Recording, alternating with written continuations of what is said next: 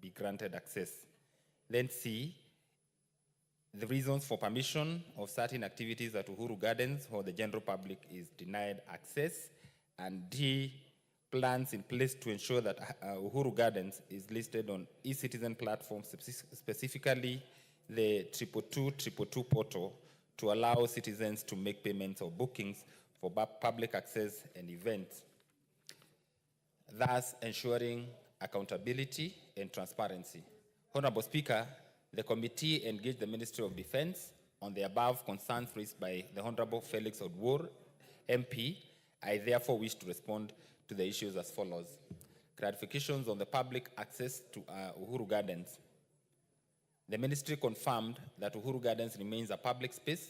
However, it was closed for renovations. Once these works are completed, the gardens will reopen to the public.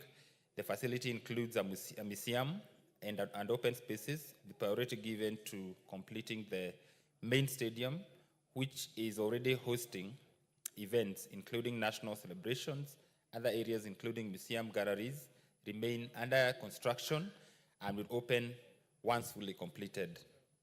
On the status of renovations and timelines for public access, the ministry stated that the project is approximately 80% complete, with artifacts and exhibition components of 60% completion. While full access will be granted upon the completion of the project, a partial opening to select groups to allow for system testing. The ministry assured that the project will fully reopen when construction is concluded and exhibition content for galleries are adequate. On provision for activities amid limited public access, the ministry clarified that although the project is not fully completed, certain sections such as the main stadium and the tomb of the unknown warriors are complete. The complete areas are open to the public whenever required, noting that the ministry allows members of the public to use the main stadium on request. Several events have been held at the venue, including national celebrations and Standard Chartered Marathon. The tomb of the unknown warrior, regarded as a sacred site, is available for dignitaries to honor fallen heroes through wreath-laying ceremonies. Then on listing on e-citizen platform, the ministry confirmed that Uhuru Gardens Museum and Monument will be listed on the e-citizen platform once the project is completed and commissioned. This is in line with the government policy, and the ministry assured compliance with the requirement to enable payments and bookings, ensuring accountability and transparency. I submit. I thank you, Honorable Speaker. Honorable Jalas, are you satisfied? Thank you, Madam Speaker. We are satisfied with these answers and we accept. Thank you. Next response, Honorable Kwenya, to the member for Mwala. Thank you, Honorable Speaker. This is response to a request for statement by the Honorable Vincent Musyoka, MP Mwala constituency, regarding mysterious death of Mr. William Alfred Mulwa Mutilangi in the United States of America. Honorable Speaker, the Member of Parliament for Mwala constituency, the Honorable Engineer Vincent Musyoka, MP, sought for a statement pursuant to Standing Orders 44.2c on the mysterious death of Mr. William Alfred Mulwa Mutilangi. He specifically raised the following concerns in his request for statement. The status of investigations into the suspicious hospitalization, mysterious death, and hurried cremation of Mr. Mutalangi in the USA under the power of attorney by Kahodho and advocates under unclear circumstances without involvement of the family of the deceased. B, the steps taken by the government to ensure that all the perpetrators of the death and the issuers of the suspicious power of attorney for the cremation of Mr. Mutilangi are brought to book and prosecuted. C, the actions taken by the government to ensure that Mr. Mutalangi's family is protected from threats by persons likely to be associated with his death, including securing them from being disinherited of the estate of their deceased kin, and D, measures taken by the government to ensure that all Kenyans who die in the diaspora are well preserved and their remains efficiently transported back to their families if they so wish.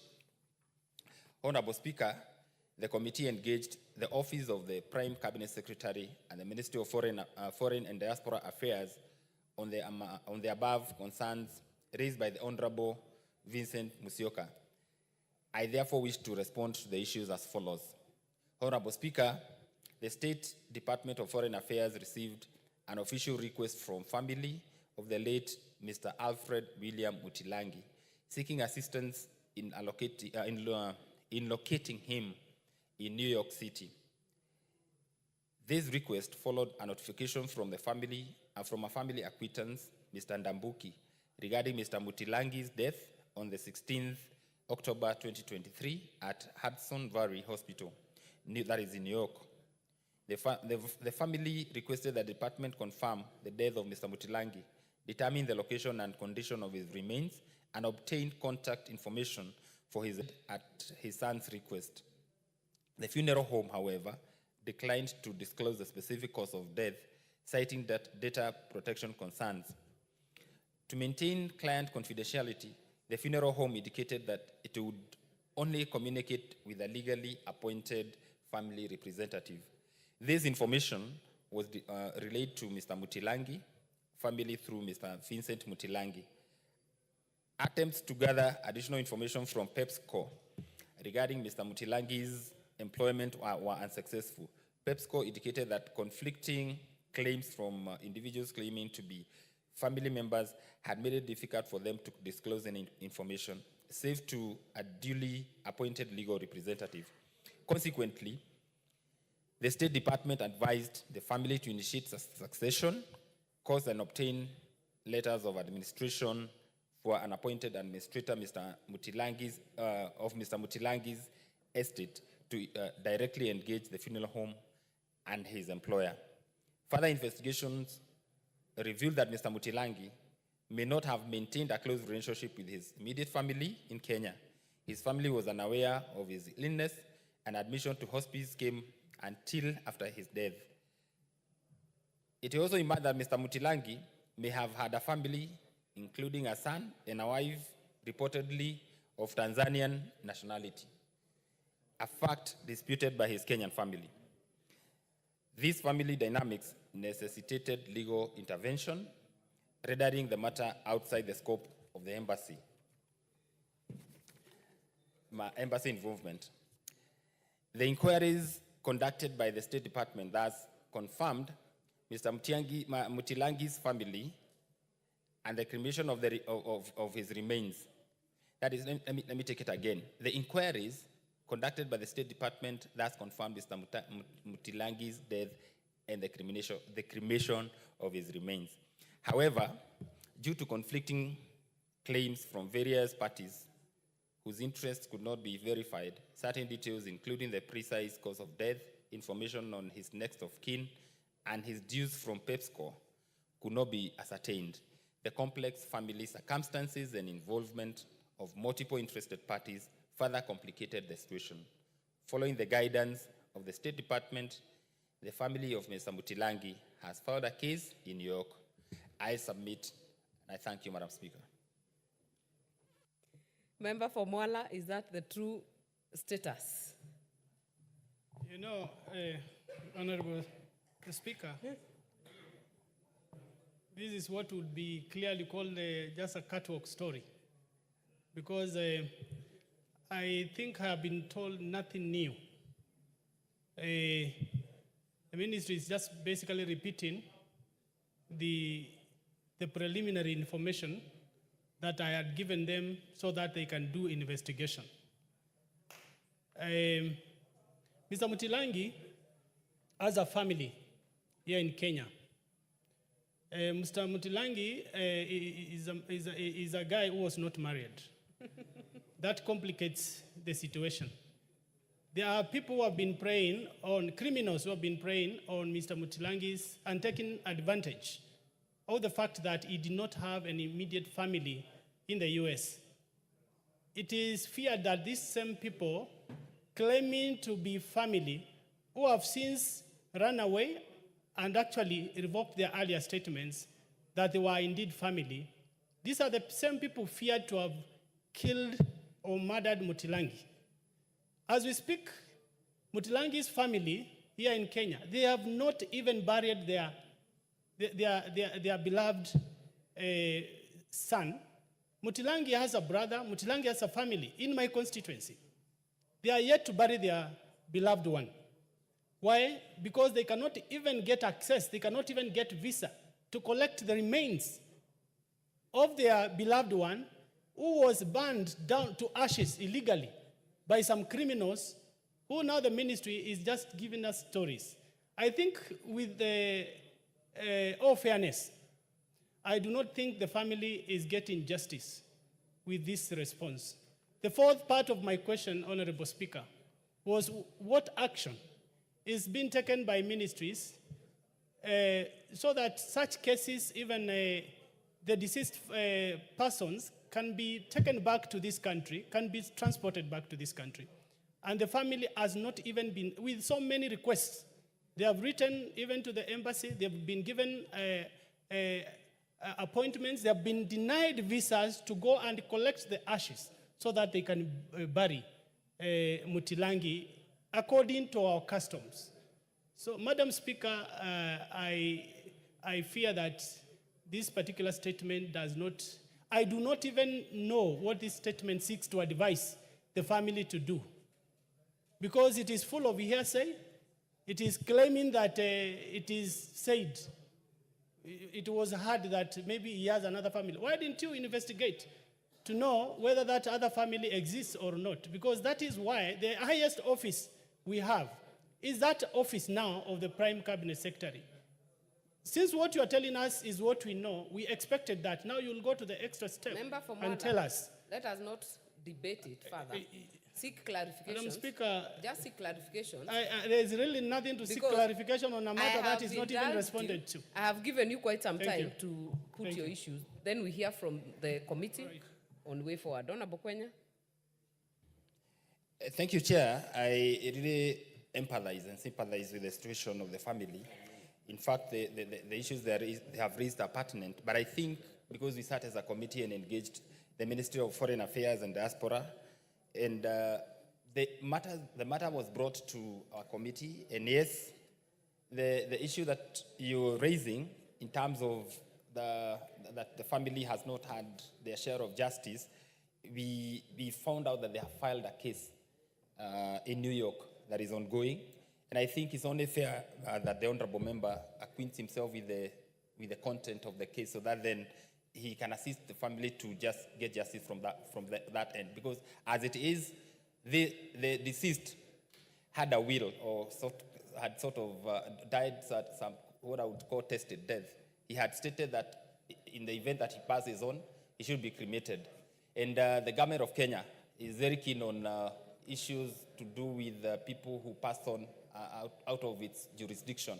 Our embassies have been very proactive to help families. They're always in contact with families to help them to transport their deceased to whatever side they would want them buried. But now, where there's a will of someone, of what someone would want to be done to them once they pass on, then the government there's nothing much that they can do. But in terms of investigating this matter, because now it's actively in court, I believe the best thing that the Honorable Member for Mwala should do is just to acquaint himself with the content of the case and maybe support the family where need be. Thank you, Madam Speaker. Member for Mwala. Maybe, Honorable Speaker, I'm not very good in legal matters, but I just wanted to know. So, Kenyan citizens in the U.S., they must seek justice in the U.S.? Because now what you're telling me is that the only way out for this family is to seek justice in the U.S. when they cannot even travel to the U.S. because they have been denied visas to the U.S. Who is supposed to come in for this family? We need to understand what we should tell the family, whether that's it for Kenya now. They are on their own. They go to the U.S. and also tell us if you have any plans to assist the family to get the remains of the ashes to this country for the burial. That's what we want to know. Honorable Kwenya. Wait, there's a point of order from Honorable Raso. Thank you very much, Honorable Speaker. Honorable Speaker, the ping pong we are hearing between the two members, somebody dies in a foreign jurisdiction. That does not fall within the realm of the Kenyan courts. What the Foreign Affairs is advising is exactly what Honorable Kwenya there is saying. This individual died while he has a will. It's not just any other thing. There is a will. So the will of a person who has died must be respected, whether it is in Kenya or whether it is in that foreign jurisdiction. What Honorable Kawaya here should be asking through the committee, the Foreign Affairs, is how they will try to intervene so that the deceased is interned in the custom of their community. And there is only so much that the Kenya government can do to help that situation, because I think it's more complicated than we are hearing just for the exchanges between the two individuals. Thank you, Honorable Speaker. This will be your final chance, Honorable Kwenya, to make any further, which is different from what you've already said. Thank you, Chair. You know, there's something that the Honorable MP from Mwala is raising. They are the authors of that response. So when you say they don't understand, then it contradicts. In which case, the substantive speaker has ruled in the past that any chair presenting any matter here must first satisfy themselves that it represents the truth with the ministry. He is responding to this as the cabinet secretary.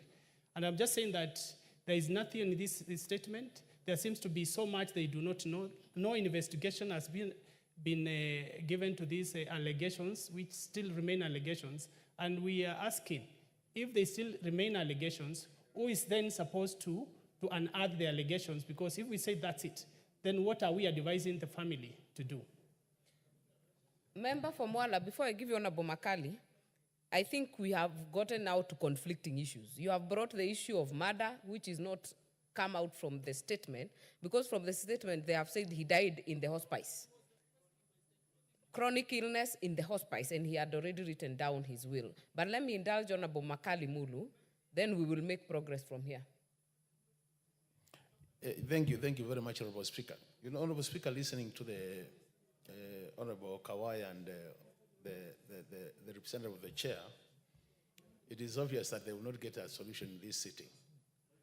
Because, Honorable Speaker, the statement which has been read is actually a statement but I'm on a point of order. How do you ask a point of order when someone is on a point of order? Continue, Honorable Makali. I thought CNN is a ranking member. You still... So, Honorable Speaker, what I wanted to say is this. I think if we are just to assist Honorable Member from Mwala, is that maybe the chair could facilitate a meeting where they call the PS and the Honorable Member from Mwala attends. Because I think the kind of questions asking will be answered by the minister. Otherwise, my friend here, Honorable Thuko, can never answer some of those questions. I wish it was a question other than a statement, because a statement is written. So the chair can only read a statement for you, and that is the end of the story. But if they can facilitate a meeting, I think they will be able to help the member. I think that is the route we will take. And Honorable Mwala, member for Mwala, I agree with Honorable Makali that we will not get a solution from this statement. So I would propose that the chair of the committee, and not propose, direct that the chair of the committee recalls the Minister of Foreign Affairs, whether the cabinet, Prime Cabinet Secretary and the PS for Foreign Affairs, and call you for the meeting so that you're also present. These questions should be better answered by the ministry themselves. Honorable Kwenya, guided. Thank you, Madam Speaker, for the guidance. Indeed, this family needs closure to this matter, and therefore we'll endeavor to do whatever it is that is within our purview and responsibility just to bring this matter to rest. I'll communicate the same to the chair of our committee. Thank you, Chair. That is well guided. Next question, next statement from the chair, Energy. You are on the other side now to respond to Honorable Makali Mulu.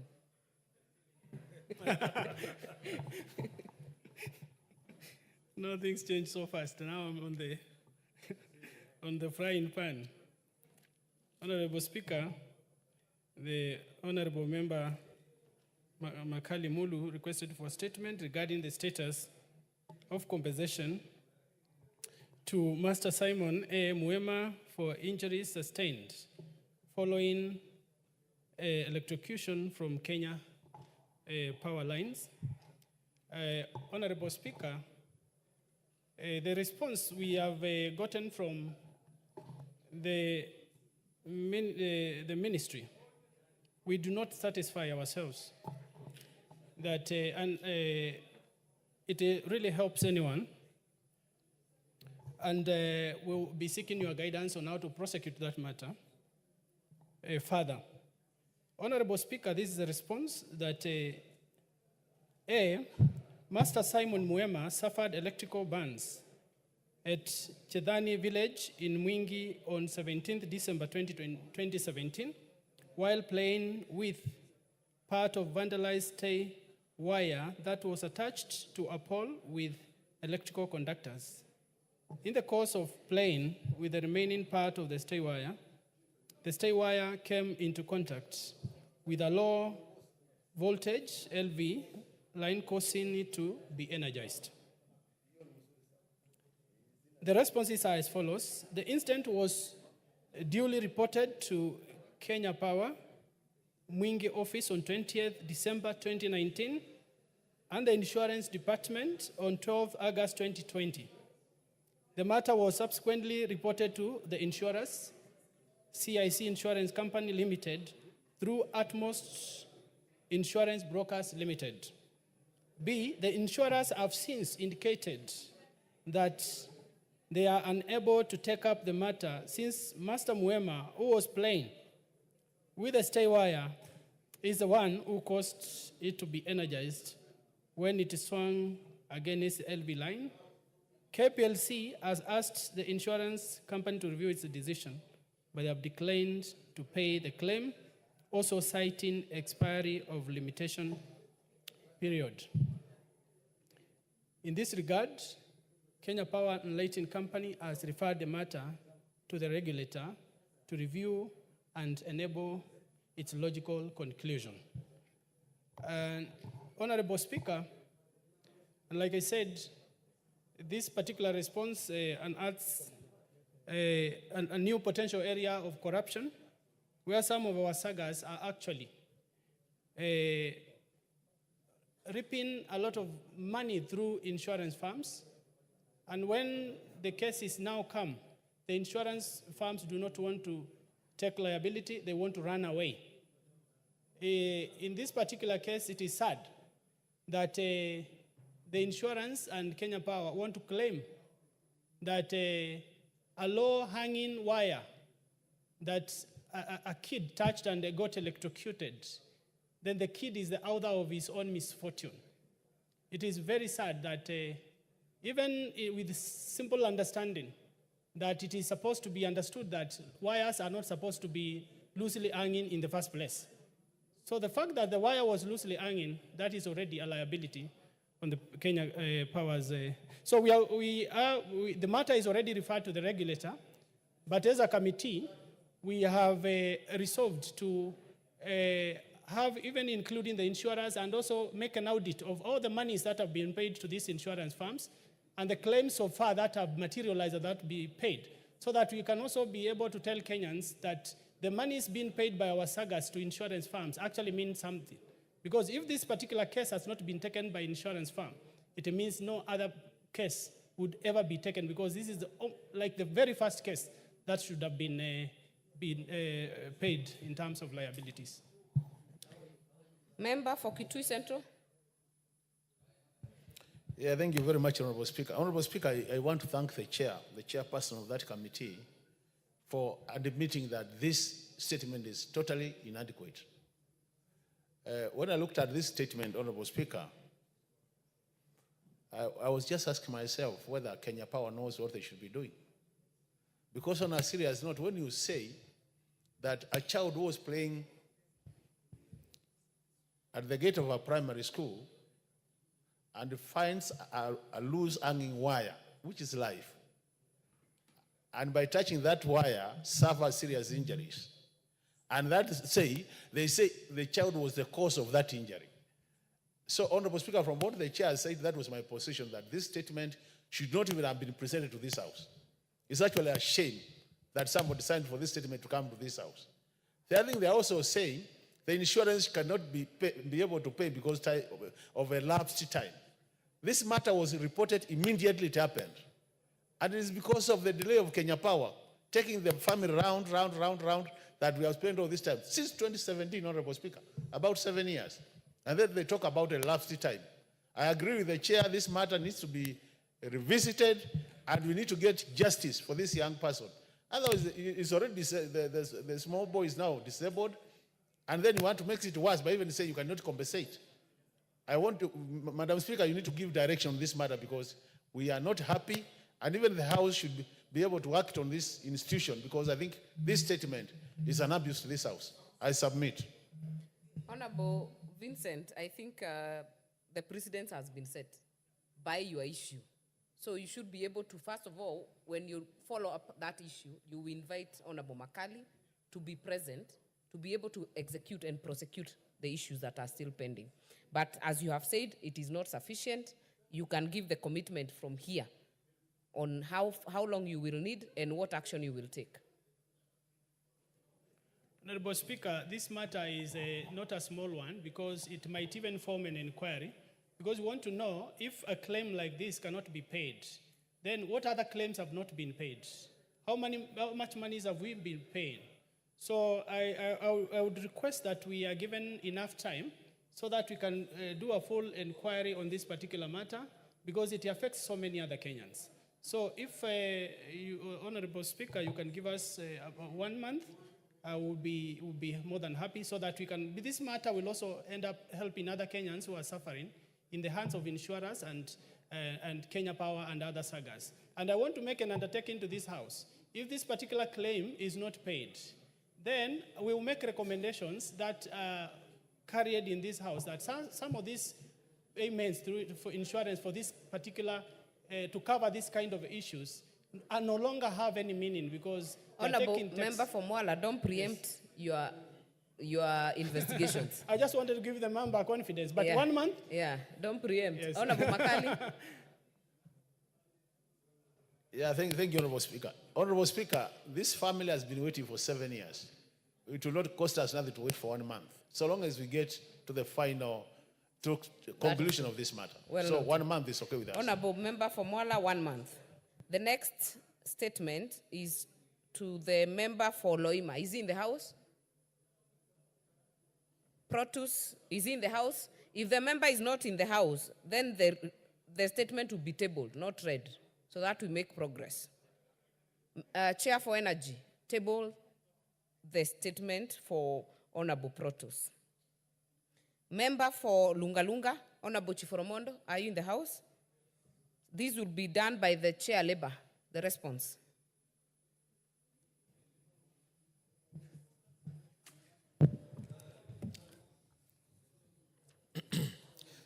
Thank you, Honorable Speaker.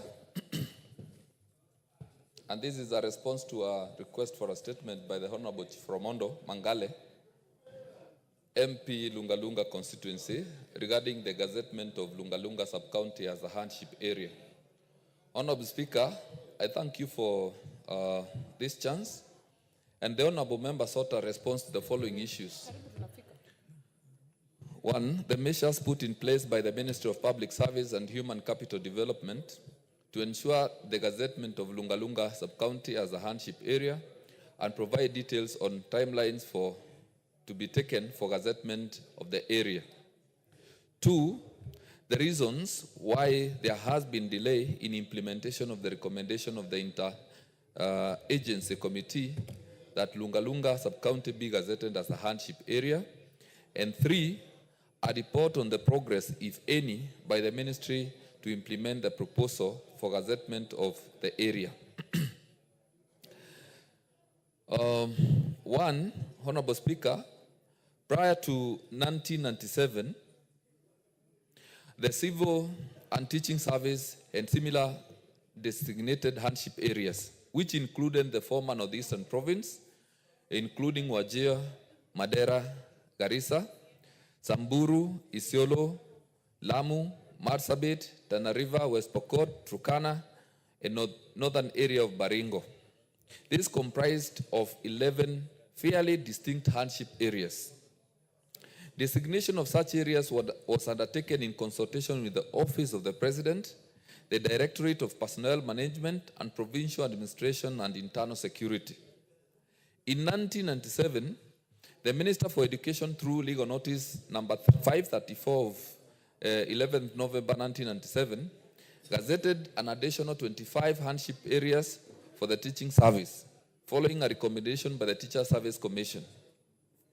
Service Remuneration Committee.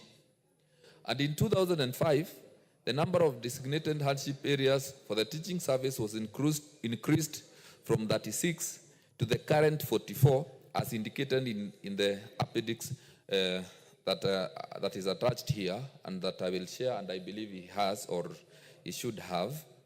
Then currently, the civil service, the national and the county government has 16 designated hardship areas as shown in a document that is attached to the one that I have, while the judiciary has 21 areas designated as hardship areas based on location of the law courts shown in another document that is attached with me here.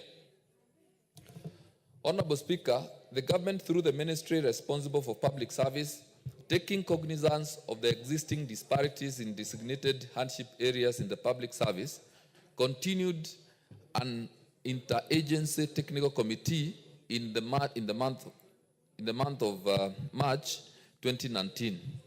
The committee comprised of representatives from the Ministry of Public Service, Gender, Ministry of Interior and Coordination of National Government, Ministry of Education, the National Treasury and Planning, Public Service Commission, Teacher Service Commission, Commission on Revenue Allocation, Salaries and Remuneration Commission, SRC, Council of Governors, and the Kenya National Bureau of Statistics.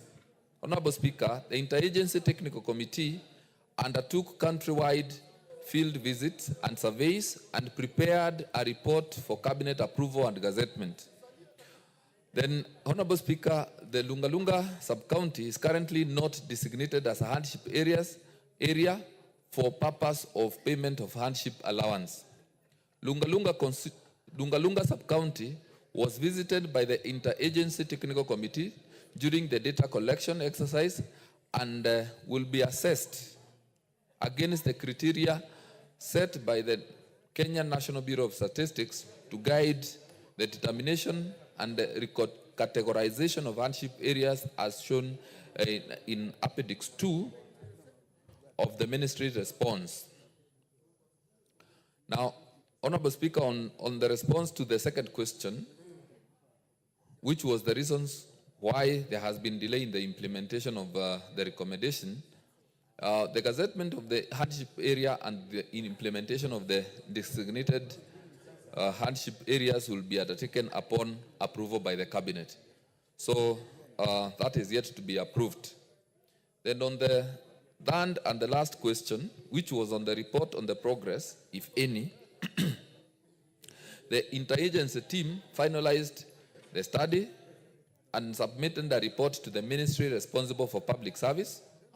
The report was submitted to the National Treasury, which advised that the approval of the proposed hardship allowance be sought from the Salaries and the Remuneration Commission.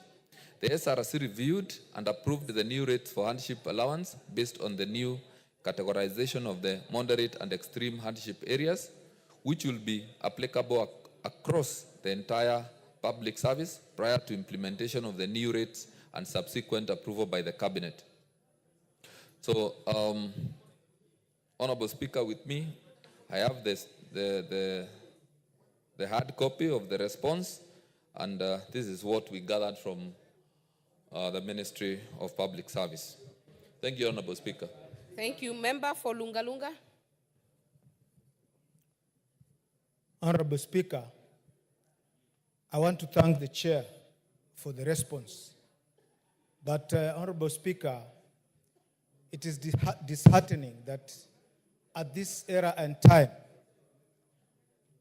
the ministry is still responding to such a serious issue, which, to me, since the independence of this country, Lunga Lunga has been there. And they have alluded that in 2019, they formed an interagency team which also visited Lunga Lunga. 2019 to date, Madam Speaker, is a very long time. And I want to say that the teachers of Lunga Lunga and the public servants who serve the people of Lunga Lunga are in dire need of this allowance. Today, those teachers who are teaching in Mkwiro and Wasin Islands, they do struggle to assess their working stations. As we speak, the areas of Magombani, the areas of Mtsunga, Mwakalanga, the areas of Kwanyanje, they are inaccessible because there are elephants there. The area is dry, and so many other issues which affect the teachers of those areas, of Lunga Lunga at large. I want to say, Madam Speaker, that we needed a much more practical response than this one. Of course, we anticipated and expected that the ministry would tell us when they are going to gazette Lunga Lunga sub-county as a hardship area. Because one, we've been here in this house that we discuss or we pass an issue, and then the same day or the next day, it is being gazetted. What makes it very hard for the gazettement of Lunga Lunga to be a hardship area? What is so hard? That is your clarification. Don't debate more than that. I'm not debating, Madam Speaker, but we are not getting what we deserve as Lunga Lunga people. I hear you. There is a point of order from member for Buri. Madam Speaker, I know sometimes this year, this matter of hardship came up, and the Speaker ruled that it is a motive motion because almost every constituency addressed the same issue on hardship. And I'm sure, Madam Speaker, your memory is correct because I've seen you agreement by the fact that you have nodded your head.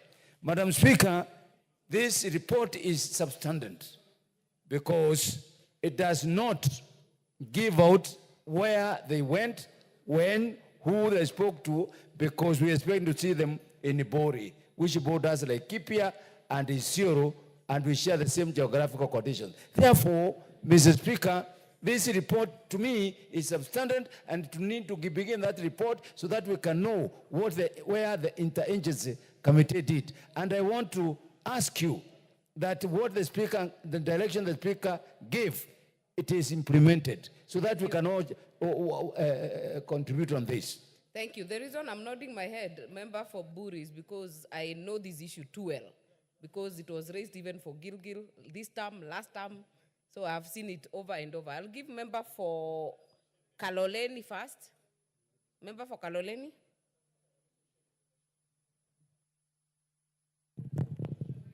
Thank you, Madam Speaker.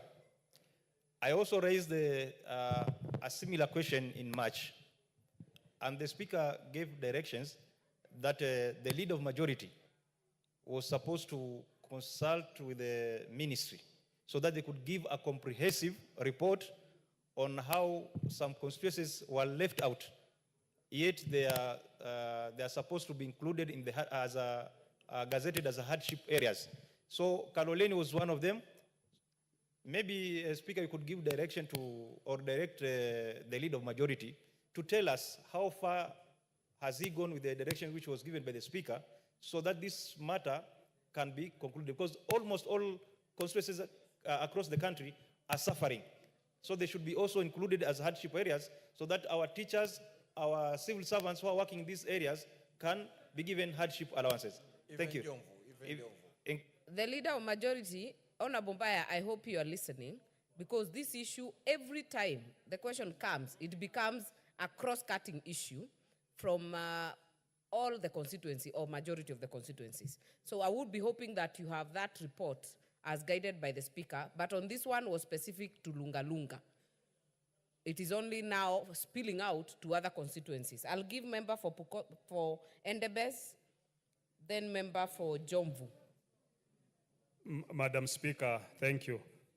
And I want to thank the Honorable Jifaramondo, member for Lunga Lunga, for raising this matter. Honorable Speaker, I think year in, year out, we've actually been raising this. And as you are aware, Endebess constituency borders West Pokot, which is a hardship area.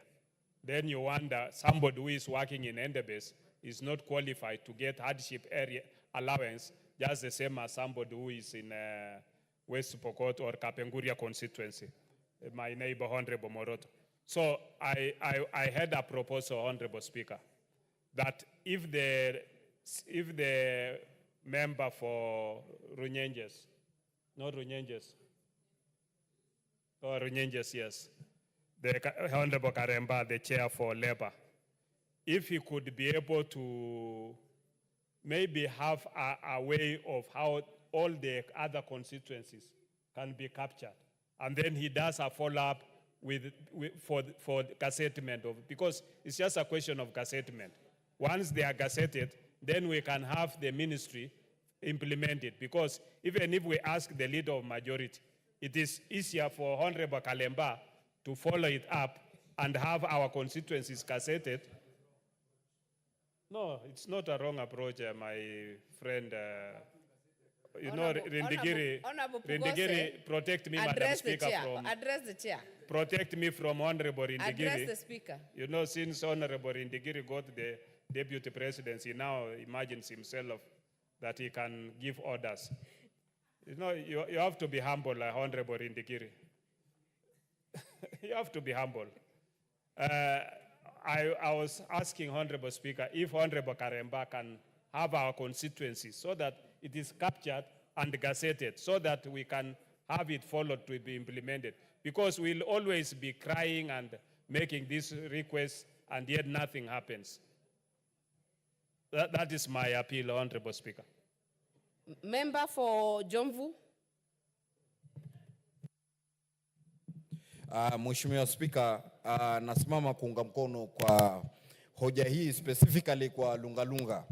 Kusema kwa Lunga Lunga najua, na Mheshimiwa Jiforomodo yale ambayo amesema ni kweli, kwa sababu tukiangalia Lunga Lunga ni hardship area ama ni area ambayo iko na matatizo sana. Hata vile vile ndugu yangu Katana alivyosema, nataka kuungana kusema kwa Jomvu kuna mahali kunaitwa Miroroni ambako huko kuna boda Kaloleni ambako Mheshimiwa Katana amesema na Rabai pia vile vile amesema.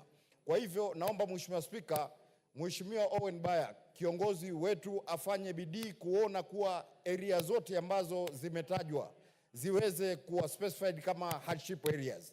Unaona kama Mombasa kuna sehemu zina shida kubwa sana, lakini watu wakiangalia mahoteli, watu wakiangalia vile hali ilivyo, wanaona Mombasa ni mahali kwa starehe na hali watu maisha ni ngumu. Tujumuishwe kama hardship areas ama sehemu ambazo zina hali ngumu na sisi tupate manufaa kama Jomvu. Asante Mheshimiwa Speaker. Asante sana mbunge wa kuteuliwa Dorothy Muthoni.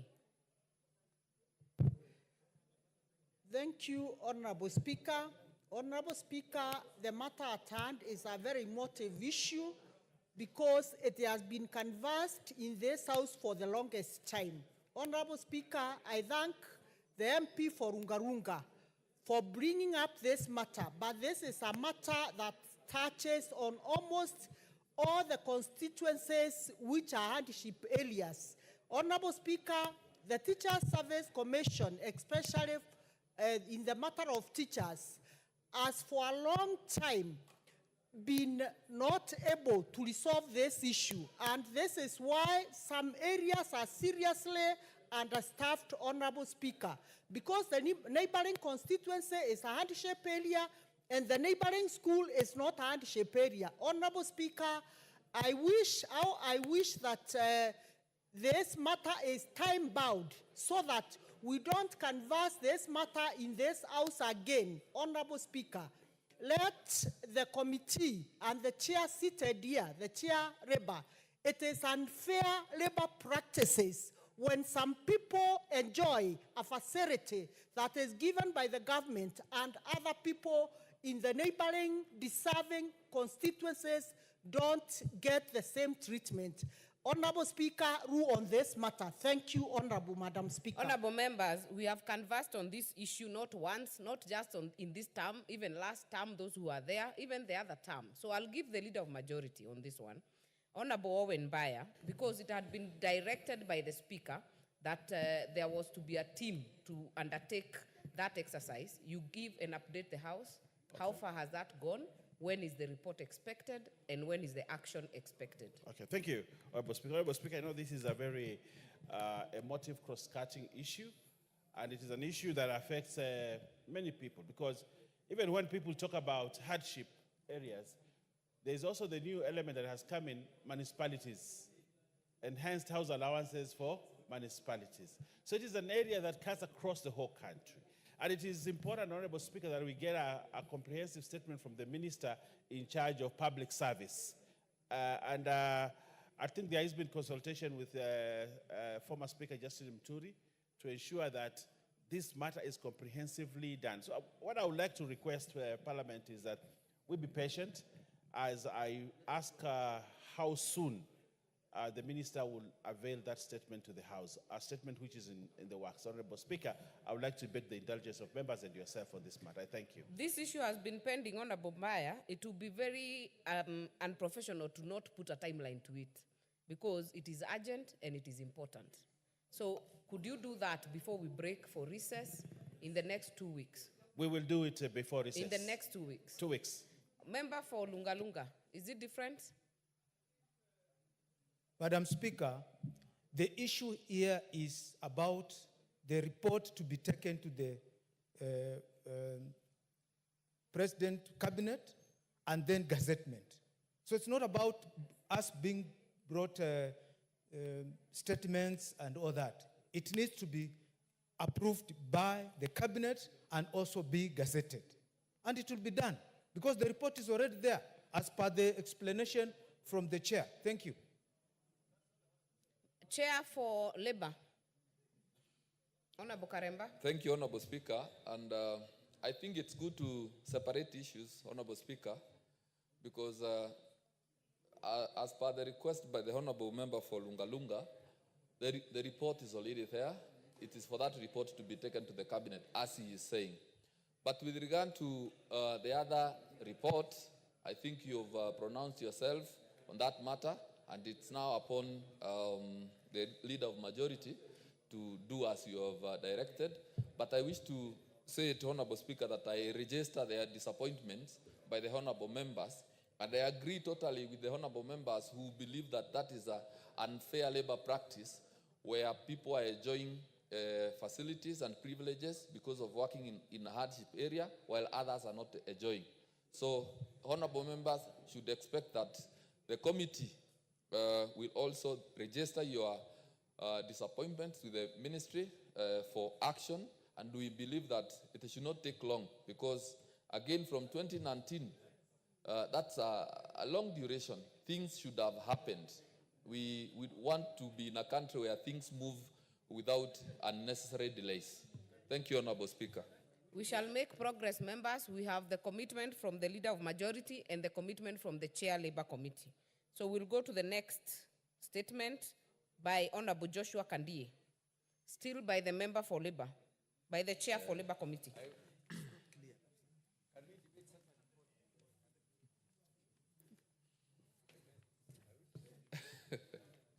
Honorable Speaker, there is a pressing issue here, but I think he will execute it some other time. So, Honorable Speaker, the other statement is a response to a request for a statement by the Honorable Joshua Kandie, member from Baringo Central constituency, regarding the regulation of labor migration through private recruitment agencies. Honorable Speaker, the questions were, the statement is based on the questions that were asked, and one question was, what are the roles of the Ministry of Labor and Social Protection in registration and regulation of private recruitment agencies involved in labor migration? And then the second question was, how does the Ministry of Labor and Social Protection work with the State Department for Diaspora Affairs in regulating labor migration sector while ensuring that the State Department does not encroach on the roles of the ministry? And three, why and how do private recruitment agencies banned by the Ministry of Labor and Social Protection continue to recruit migrant workers? Honorable Speaker, the registration and regulation of private recruitment agencies is done in accordance with the Labor Institutions Act of 2007 and Private Employment Agencies Regulation of 2016. Section 54A of the Act provides for the establishment of the Interministerial Committee consisting of officers from 1, the Ministry responsible for immigration, the Ministry responsible for labor, the Ministry responsible for internal security, the Attorney General, and the Ministry responsible for foreign affairs. The officer from the Ministry responsible for labor shall be the chairperson of the Interministerial Committee. And then Section 54B provides for the functions of the Interministerial Committee. And the Interministerial Committee is responsible for the following: 1, advising the CS responsible for labor on matters related to work permits, security, and the related issues.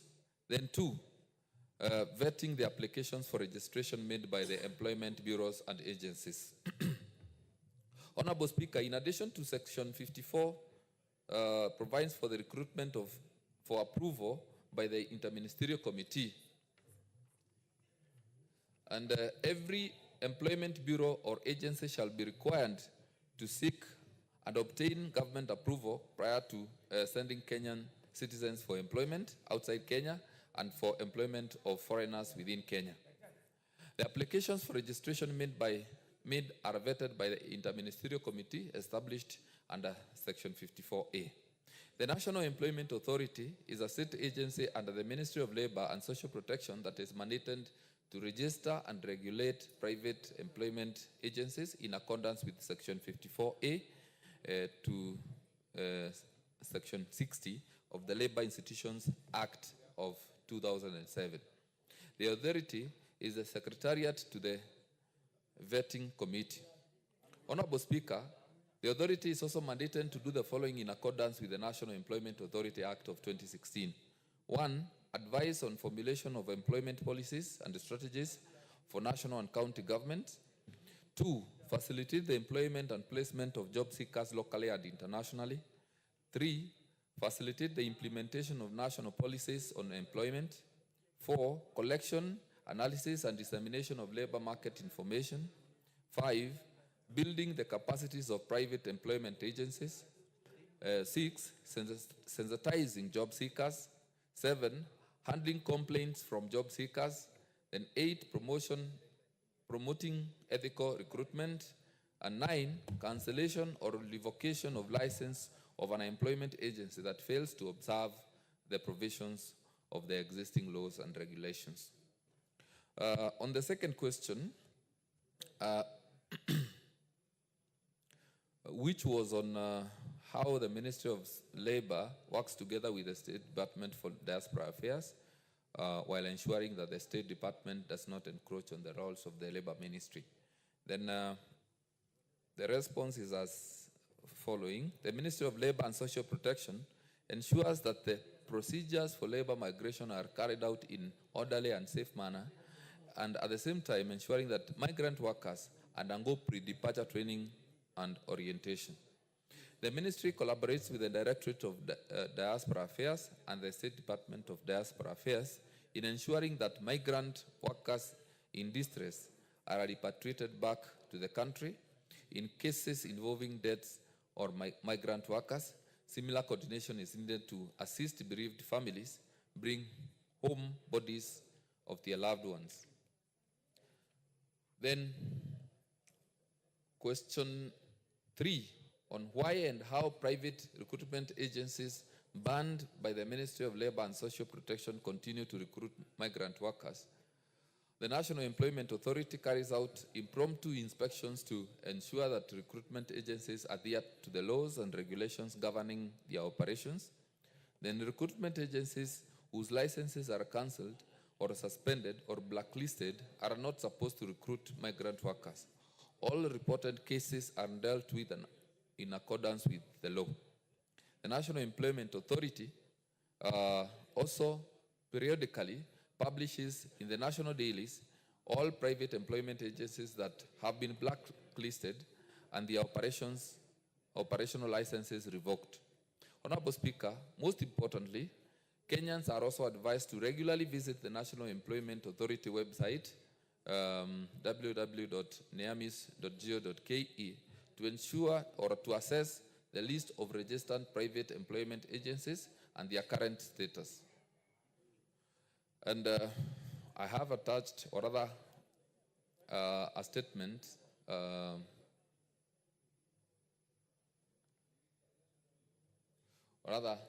the same document or response has been relayed to the Honorable Joshua Kadie. Thank you, Honorable Speaker. Thank you, Chair. Member for Baringo Central. Thank you, Honorable Speaker. The only problem I have with this statement is that I happen to be among the delegates which went for the signing agreement with the German government the other in September, but I met some recruiting agencies which have been banned dining with mighty people in Germany. So this statement is in theory, but in practice we still continue seeing these banned recruitment agencies doing the business. So how will the ministry help us to make sure that our Kenyans are not exploited by these agencies? Chair. Thank you. While I consider the sentiments by the Honorable Member very, very, very important, I would appreciate if there is any supplementary information from the Honorable Member, now that he alleges that he was in Germany and he was in company with some recruitment agencies that have been banned or their license revoked. I would appreciate, as the Chair Committee on Labor, if more information was relayed to our committee for further action, because again, we have a duty and responsibility, Honorable Speaker, to protect the jobless Kenyans from being exploited by these recruitment agencies, because it has been happening for a long time, and it is time that this stopped and stops once and for all.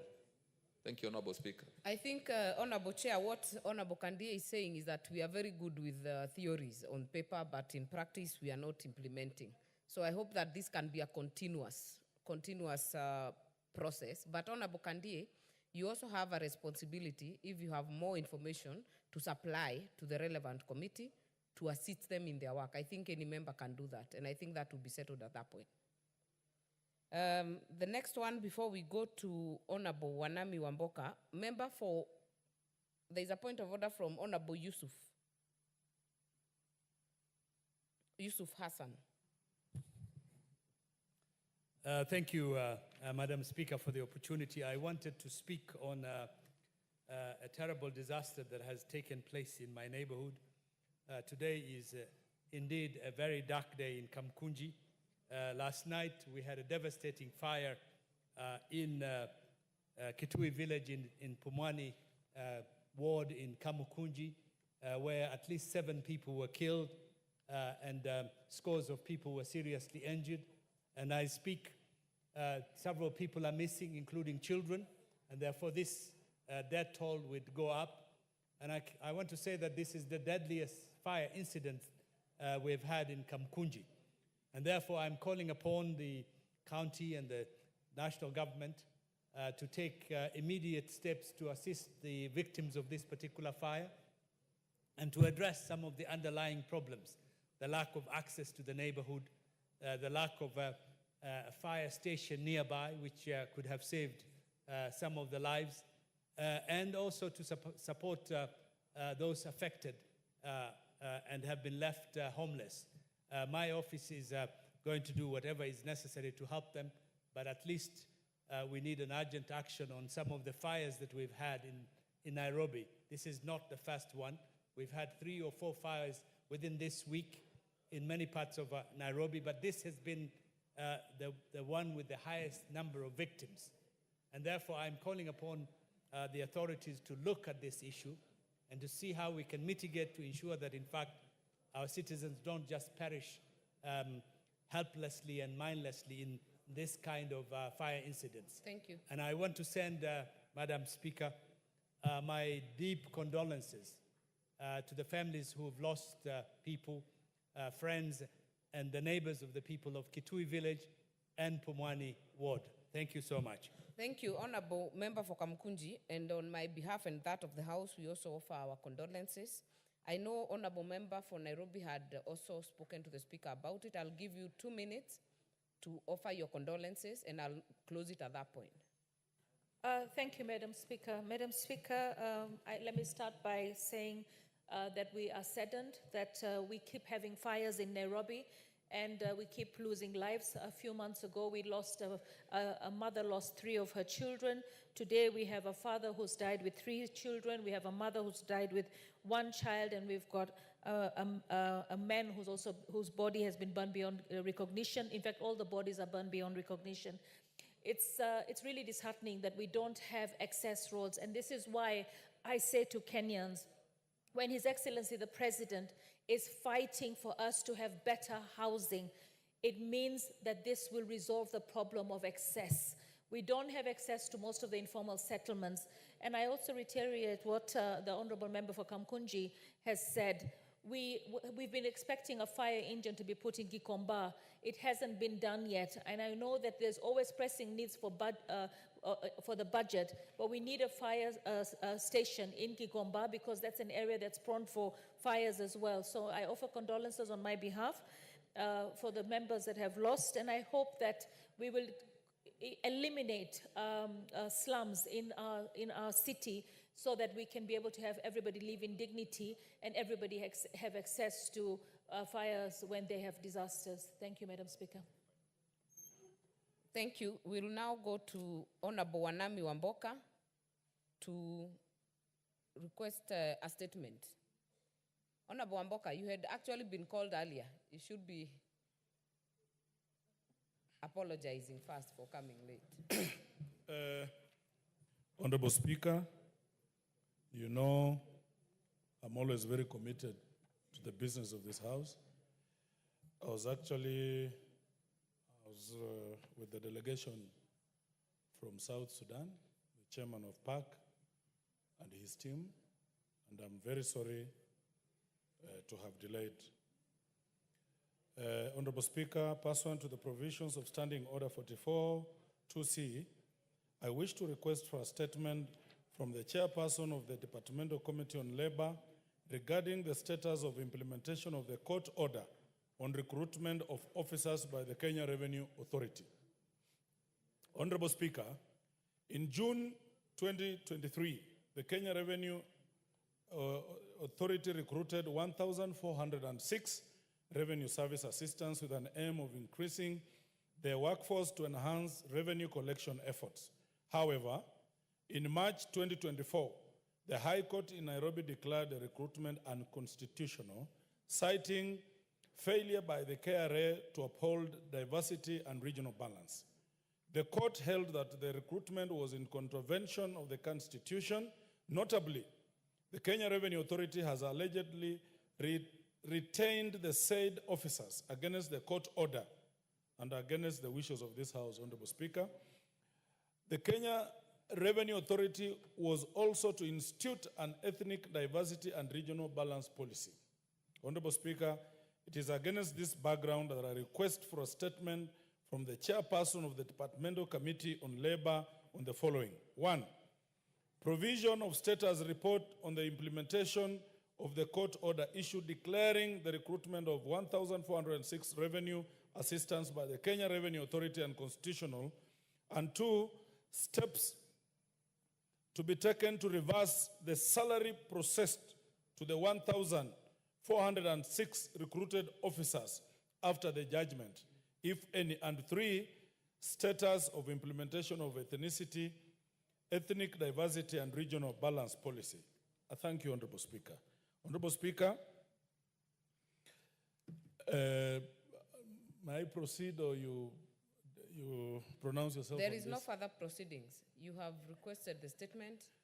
It will then be committed to the Committee of Labor immediately.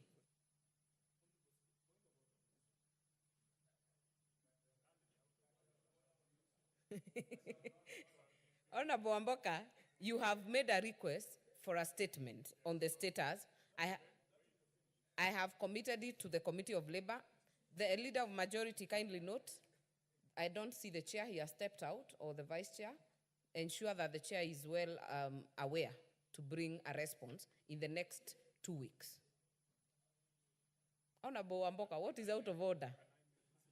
Honorable Speaker, on about 3 months ago, I raised a statement with regard, I asked for a statement from Chairman of Defense Committee with regard to recruitment in Bumula constituency. And that debate was so heated in this house because more members were affected and therefore more constituencies. The chairman brought a response which was not adequate, not befitting to the standards of this house. It was not satisfactory.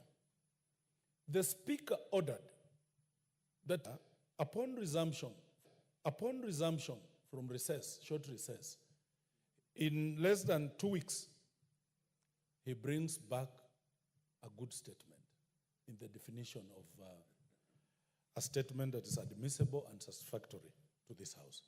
To date, Honorable Speaker, it has not happened. The chairman is quiet. The ministry is quiet. Nothing is happening. Honorable Speaker, I want to know what's happening because this house must be respected. This is the National Assembly of the Republic of Kenya. Is the Minister for Defense too powerful that, they can ignore what this house directs them to do?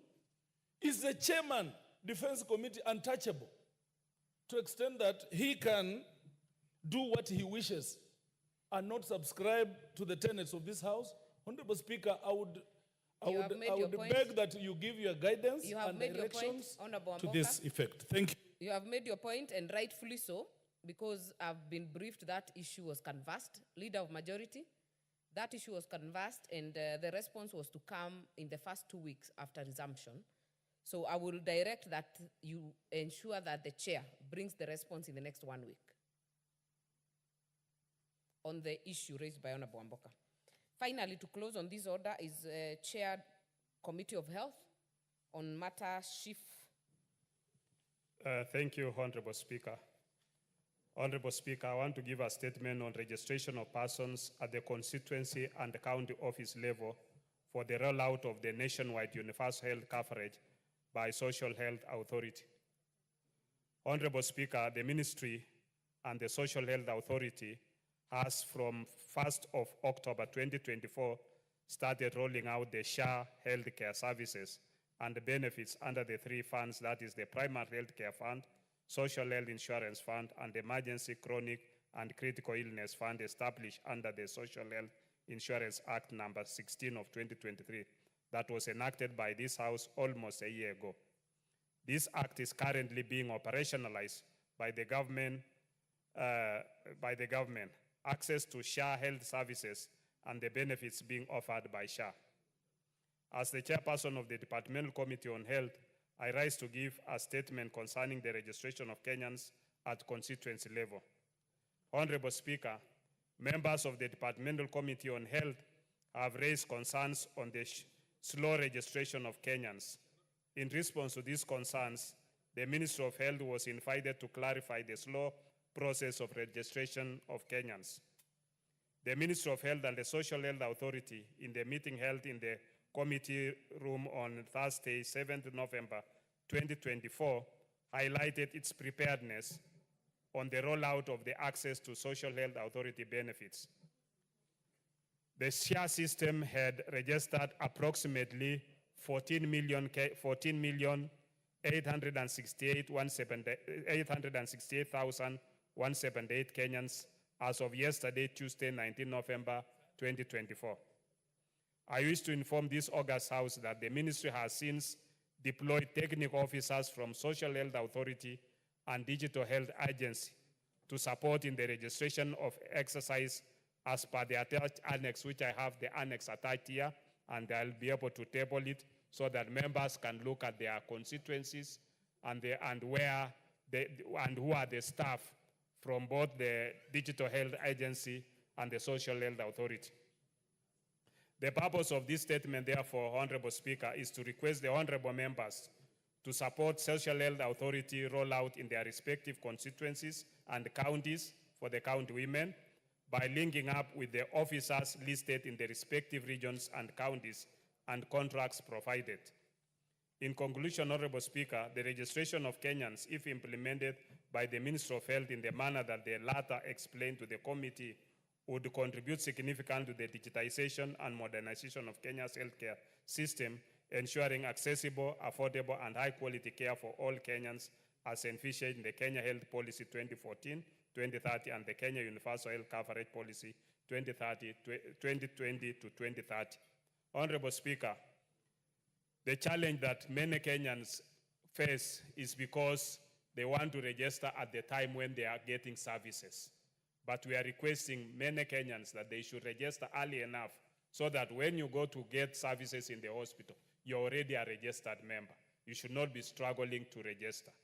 And as per yesterday, we agreed with the Social Health Authority that they should contract all level 4s for outpatient services so that primary health care can be offered at level 2, level 3, and level 4. So that all level 4 facilities should be able to provide primary health care and people can walk in and walk out and get the services in which they are going to be provided. And the method for payment will be through capitation. And we want to ask Kenyans for patience so that, and also timely registration so that they can be able to access services without any difficulties. Thank you, Honorable Speaker, and I want to table this and ask members that they can go to the table office, look at their constituencies, and get in contact and get in touch with the Digital Health Agency and the SHA Authority officers who are responsible for registration in your area so that people can be able to be registered.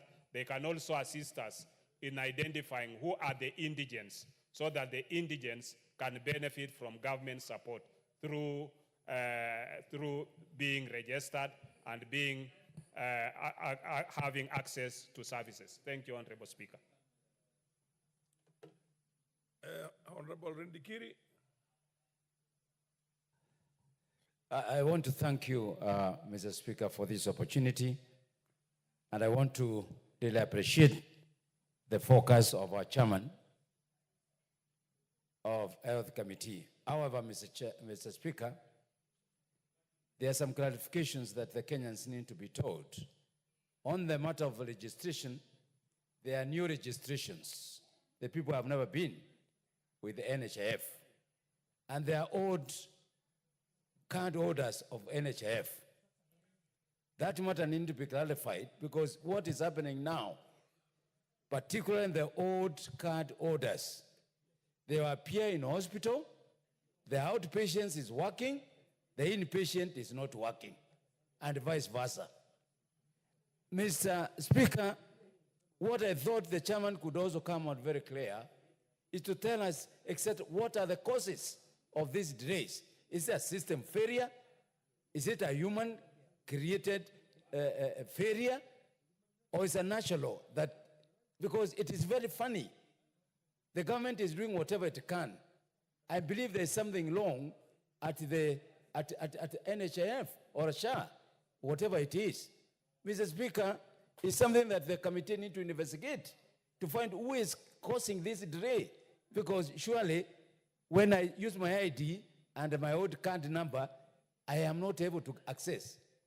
We have been blaming Kenyans for not having digital phones. But at my constituency level, Mr. Speaker, Bori constituency, I assigned my staff to go around asking people who are not registered to register. But when you try to access that system, it is a nightmare, Mr. Speaker. So we need to know exactly what is the cause of this delay. Is it an intentional delay? Or is it a sabotage? What it is? Because this scheme is the best. But now if Kenyans are not able to access the services, we can't be sitting here every day. At your point, you've already asked a question. Thank you, Mr. Speaker. It's a month gone. The numbers are not that big. And we must tell the Kenyans that people think that the government is not working. The government is working. But something is not right at the headquarters. Thank you, Mr. Speaker. MP for Baringo South.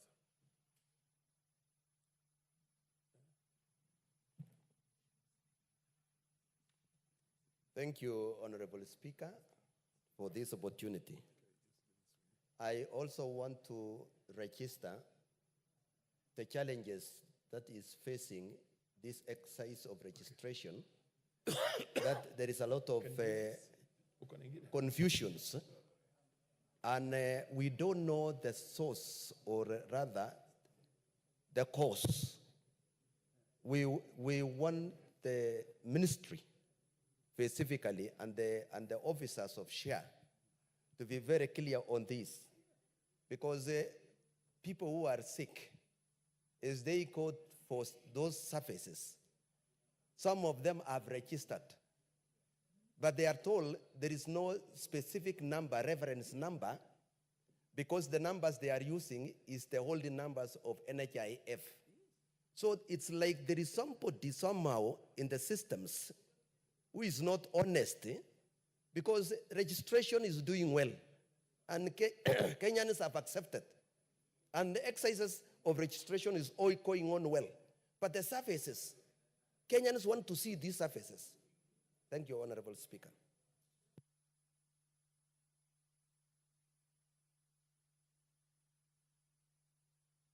Honorable Badibadi, I see your name on the screen. Do you have an issue here, or it's an old one? It was an old one. Thank you, Honorable Speaker, for giving me this opportunity. But I wanted to converse on the old one. Okay, fair enough. Yes. Honorable Member, at the end there.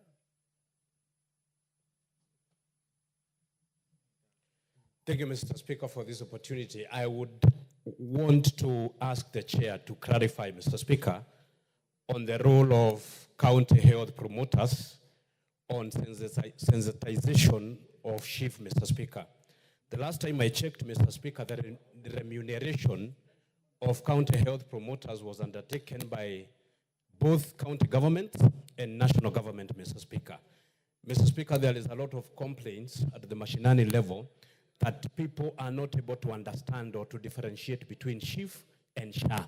And they are not able to understand what SHIF stands for or what SHIF will undertake. I would want the chair to clarify the role of county health promoters on sensitization of SHIF, whether they are going around the country explaining to the people what SHIF means and what SHIF will do to them. Thank you, Mr. Speaker. Sure. I think I take a very last one. We have other businesses to transact, and so this one you'll be the last one to ask a question. Asante, Mheshimiwa Spika.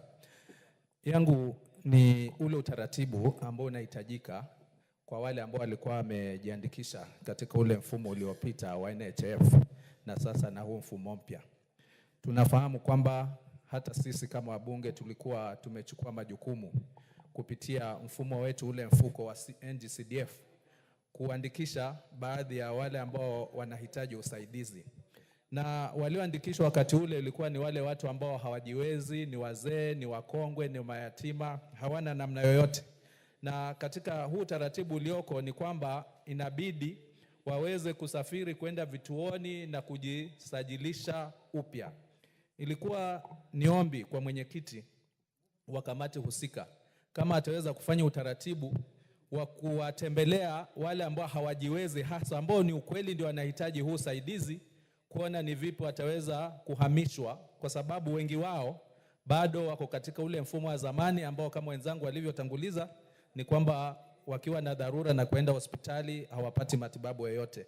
Kuna utaratibu gani ambao anaweza kufanya wa dharura ili wale ambao hawezi kwenda kwa vile vituo waweze kusajiliwa ili waweze kunufaika na hili? Asante Mheshimiwa Spika. Understood. Chair, please. Among the things you just been mentioned by, which you should take note of. Thank you, Honorable Speaker. For the benefit of the members. Yes. Some members, of course, and even the wider public. Yes. Explain also what's the difference between the chief and the sheriff. Yes, I wanted to begin from there. One manages the other, but you have to really bring it out. Yeah. Honorable Speaker, the authority is called SHA, Social Health Authority. Social Health Authority manages three funds. Yes. The Social Health Insurance Fund, which covers for your health at level 4, 5, and 6. It also manages Primary Health Care Fund, which covers for your health in level 2, 3, and 4 outpatient. For 4 is outpatient services. And then it also manages Emergency, Critical, and Chronic Illness Fund. If you are using your Social Health Insurance Fund and you exhaust it, you have a chronic illness, you are diabetic, you have a renal disease, you're on dialysis. You still get the services. You still get services, but now the services will be, you will be utilizing a different fund because you've exhausted your Social Health Insurance Fund. Okay. So it is managing those three funds.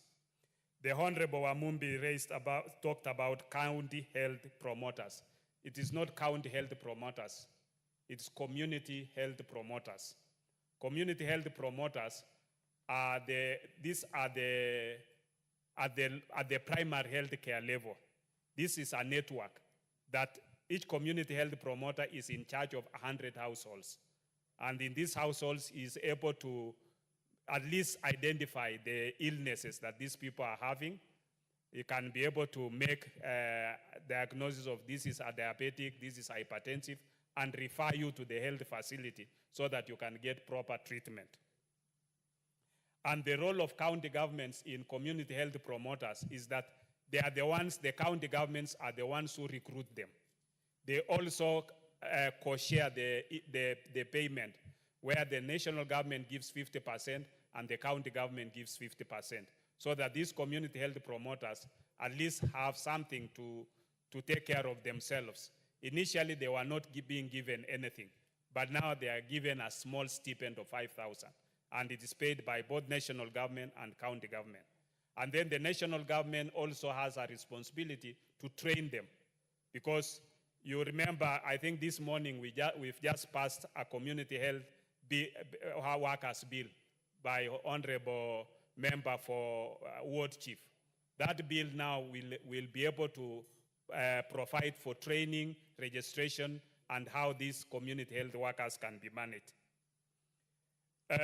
My colleague Honorable Mugambi and Honorable Kamuren raised about the issue of registration.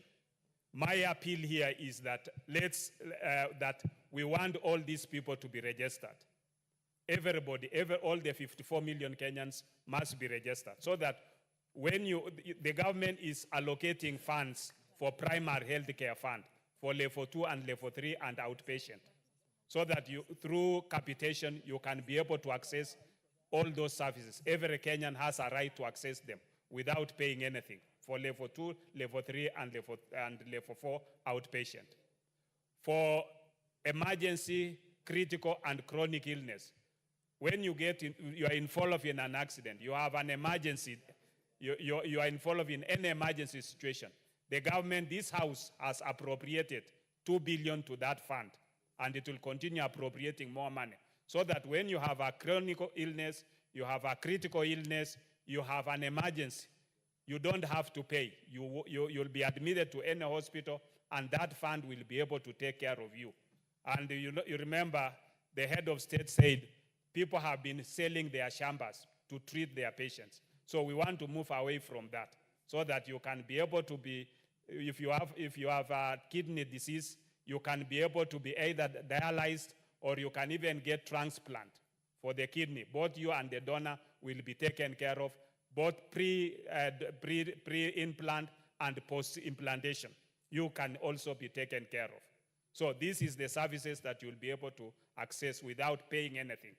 But for S-Chief, you have to contribute. For those who have pay slips, we are contributing 2.75%. Then for others, they'll do what we call proxy mean testing. My colleague here has asked me, what are indigents? Indigents are those who are not able to pay. You have constituents who are not able to pay, whom the government was initially allocating money through this house to pay for them. But now you have those indigents who are supposed to access services. You've asked about, you have elderly people within your communities. You have sick people who are within your communities whom needs to be registered. We are appealing to you that at your constituency offices, we will send officers. The list is attached here. Under the Digital Health Agency and the Social Health Authority, they are officers. We've given their contacts, we've given their names. You can get in touch with them.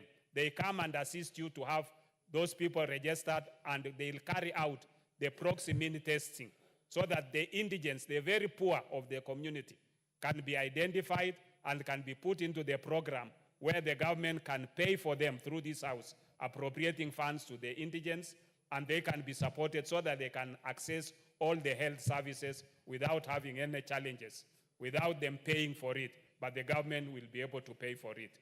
So it is upon you now as honorable members to assist, to have these people, to have everybody registered, and the issue about challenges of people being registered, we are sending officers there to assist. And if you are in NHIF, you should not worry, because you must be transitioned to Social Health Authority without any challenges. And you should not be able to miss any service that you are in NHIF, now you are in Social Health Authority. You can still access services. Thank you, Honorable Speaker. Yeah, honorable members, I think this was a statement which was sought, and we have given it a sufficient ventilation. Wednesday morning is for private members' motions. This is, order, honorable members, order. I will give one, and you take 1 minute also. Even under the standing order number 40, standing order number 41 is express.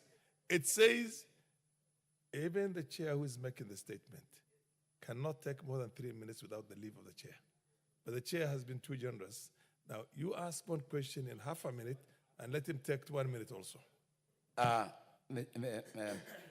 We want the chair to tell us who will meet the cost of those officers, where they are.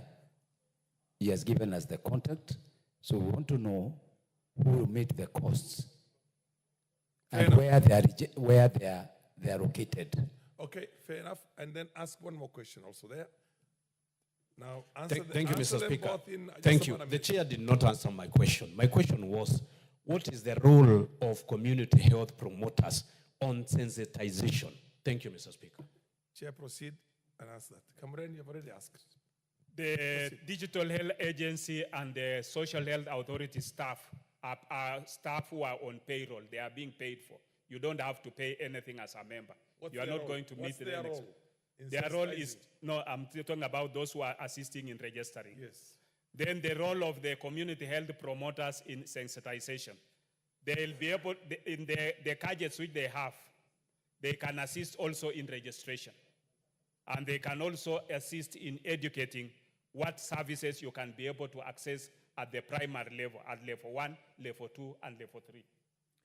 Fair enough. Next order. Order number 9, motion number 6 of 2024, comprehensive reform of education bursary schemes to ensure free basic education in Kenya. Yes, the Honorable Martin Owino? No? Yes? Just a second. That was the committee here. This is Esther Pasaris, yeah? Esther Pasaris.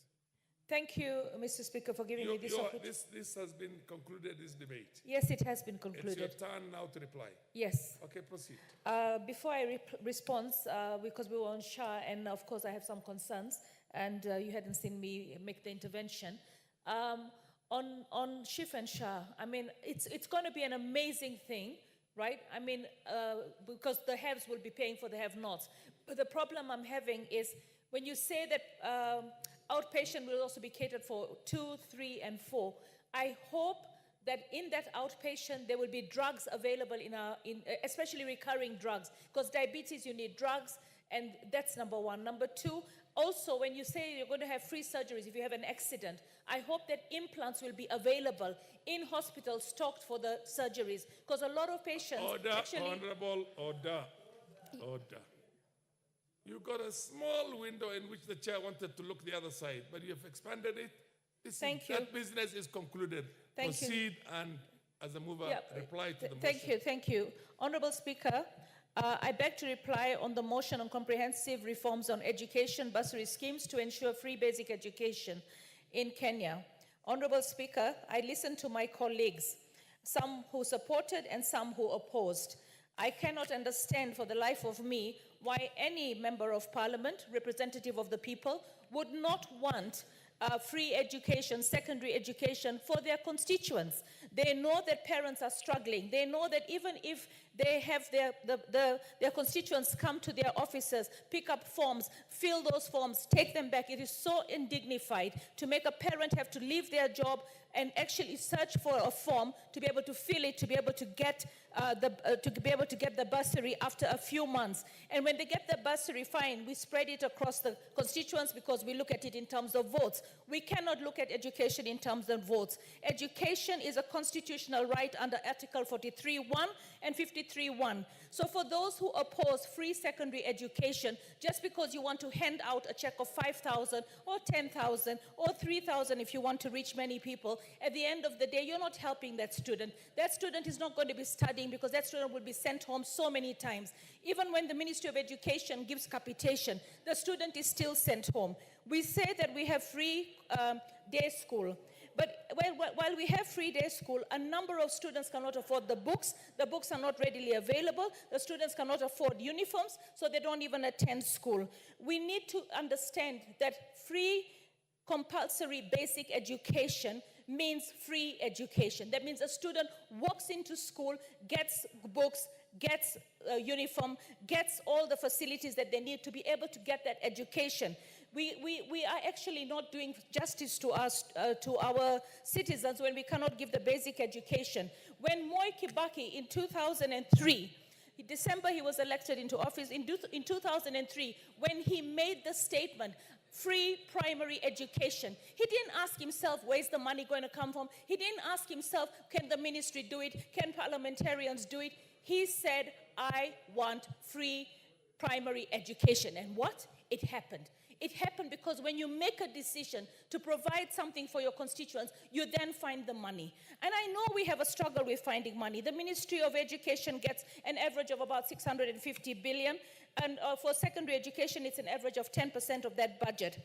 Now, when I look at the Ministry of Education, to provide free secondary education with all the amenities that are required with it, they will need at least 1 trillion or 1.2 trillion to be able to provide it effectively and efficiently.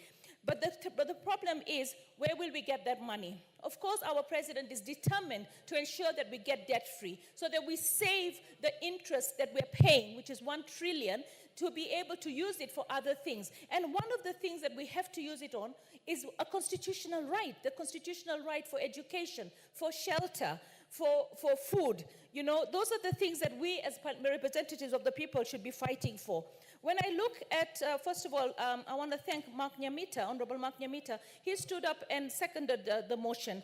And he said, education is a fundamental right.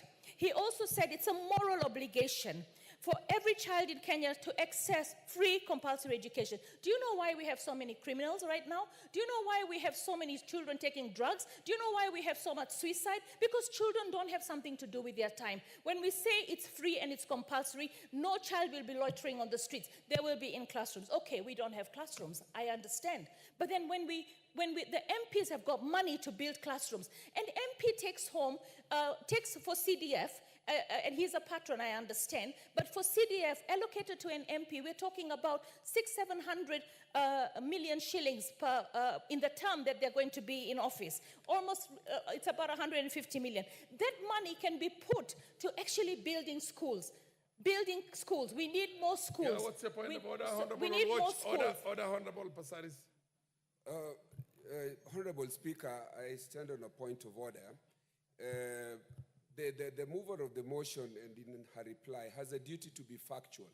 Is it in order for the Honorable Member for Nairobi County to mislead the House and the public that CDF is money that is given to members of parliament? That is not true. Has this member of parliament read the current CDF Act?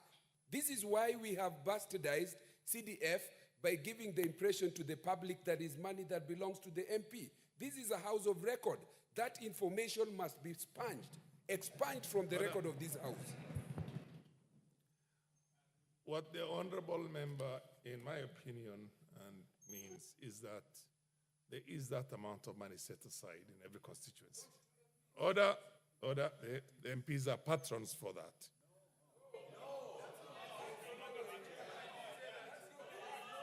Oh. Yes, Vice Chair. Yes, Vice Chair. Order, Vice Chair.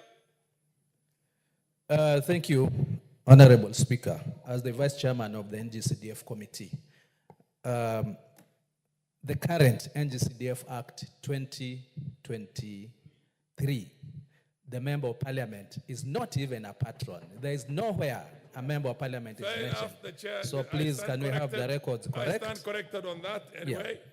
But the presumption is that there's that amount of money available. Order!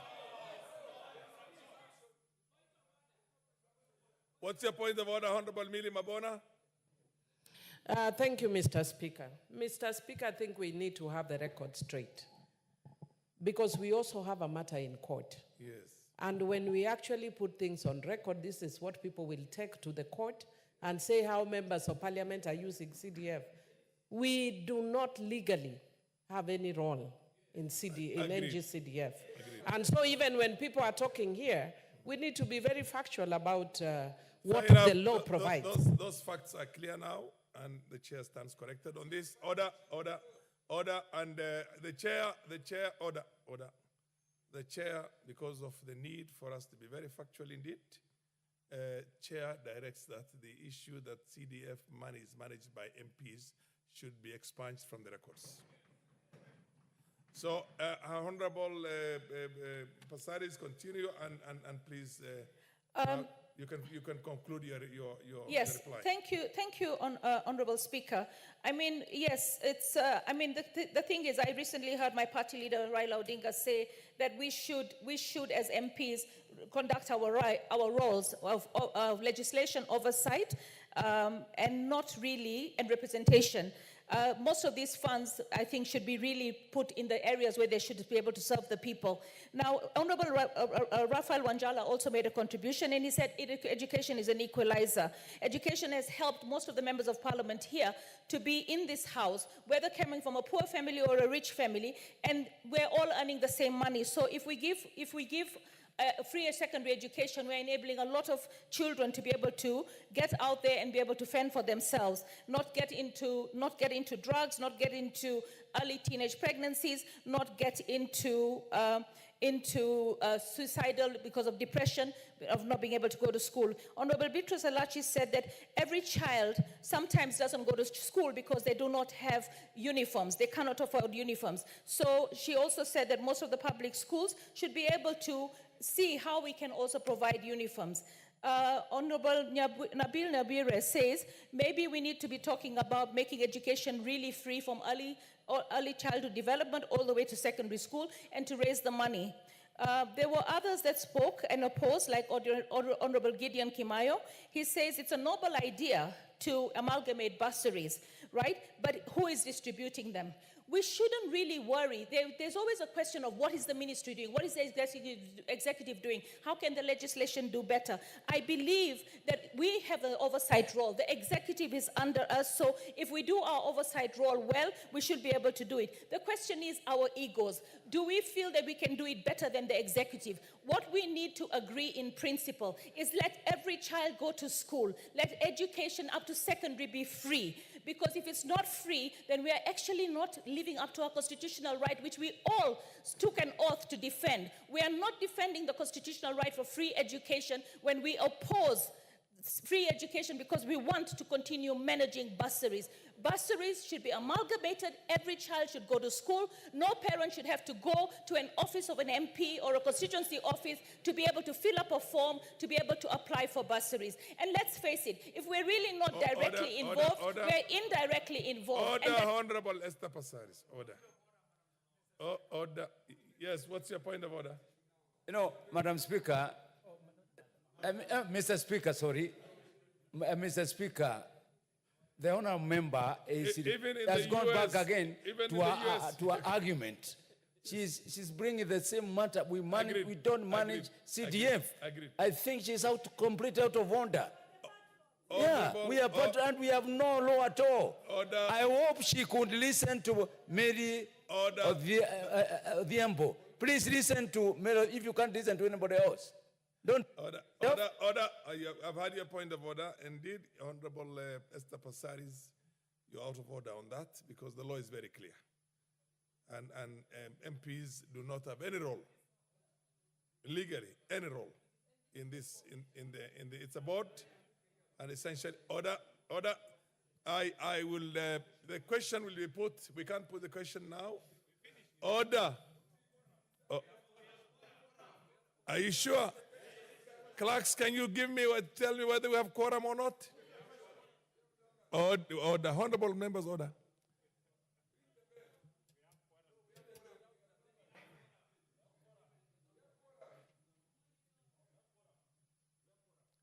We do have it. We do. We do. Huh? Yeah?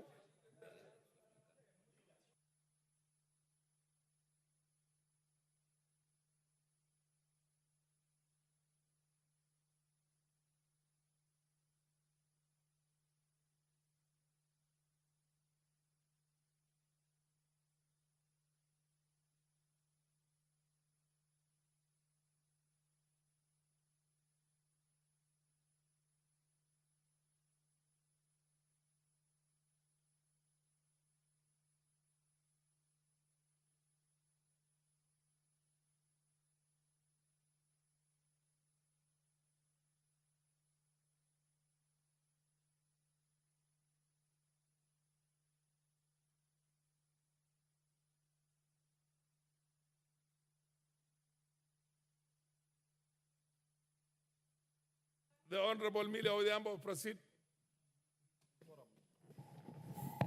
Thank you, Mr. Speaker. Mr. Speaker, I want to urge members that we proceed. We are always here when, for instance, this motion for Honorable Esther Passaris is complete. It will come either in the afternoon or the next time Parliament is sitting. It can only come. We will keep vigilant. So please, let us proceed. I beseech members. Let us proceed. I think you are understanding me. I hope you are understanding me.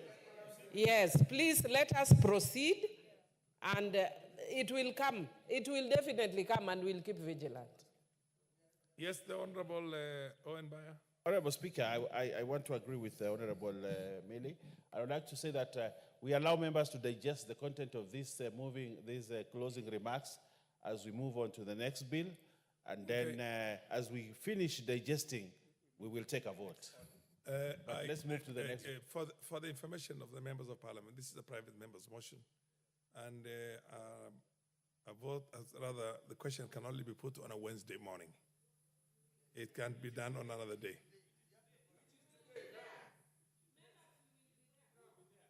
So either I go to the next order. Order.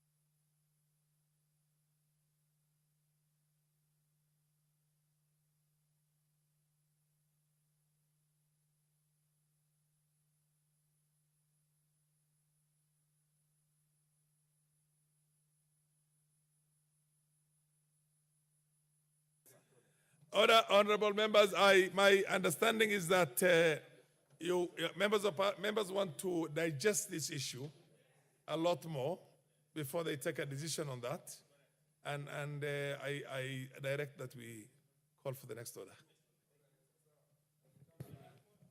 Order number 10, the Environmental Management and Coordination Amendment Bill, National Assembly Bill number 66 of 2023, second reading. Who was on the floor at the time? Are you sure the honorable member? But I see so many hands raised. I'll get the record from my order. The last one who had some more time was Florence Jematia. She is not here. I will call upon. The Honorable Malanya, is he in the house? Yeah, you have a balance of 9 minutes. Proceed. Thank you, Mr. Speaker, for giving me this opportunity to complete my contribution to this particular motion. Mr. Speaker, I support the motion to amend the Environmental Management Act so that we can regulate the planting of eucalyptus trees in this country.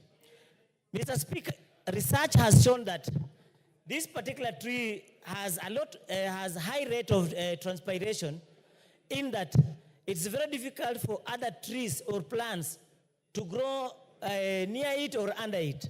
And as a result, it has caused a lot of problems in our country, whereby we have had many people rushing to plant the eucalyptus tree, especially in swampy areas and near riverbanks.